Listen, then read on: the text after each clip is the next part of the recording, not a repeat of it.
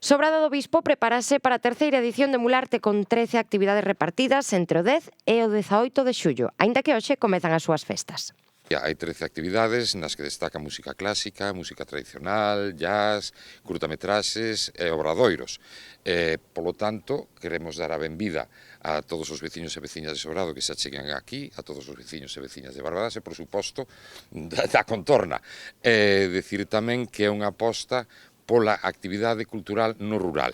Hai moitas persoas, hai un tópico que é pensar que no rural non hai inquedanza cultural e por suposto que se hai inquedanza cultural. E aquí está a vista, que ademais é unha aposta por unha actividade cultural que tamén pensa no que é os veciños e veciñas de Sobrado desde o momento en que se pon en valor esa actividade cultural que sempre se realizou neste concello, nesta parroquia en concreto. Sobre todo quero destacar a diversidade de oferta, non solamente no ámbito cultural, sino incluso que chega ao ámbito educativo e incluso ao ámbito social, porque evidentemente cando estamos nun concerto o componente social é imprescindible.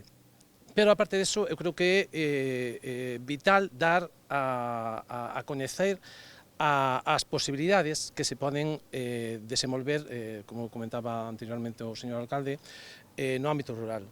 Non porque vivas nun pobo, nunha vila, non é posible escoitar un concerto de jazz, un concerto de rock, un concerto de música clásica, un cuarteto de corda. É posible facelo. Por outra banda, do 10 ao 18 de xullo poderánse visitar as exposicións de gravados de Leonardo Rial e Xanleiras, esculturas de Andrés Conde e José López, pinturas de Pilar Seara e Diana Moreda, e arte popular con Encarna García e Carmen Seara no local multiusos da Rúa Xisterna e no local da Antigua Escola. Ademais, nestas mesmas datas, haberá obradoiros de arte urbano contemporáneo con Antón Seoane na Praza Hacha do Souto e de gravado, escultura en madeira, pintura e grafiti no local social de Fidalguiño.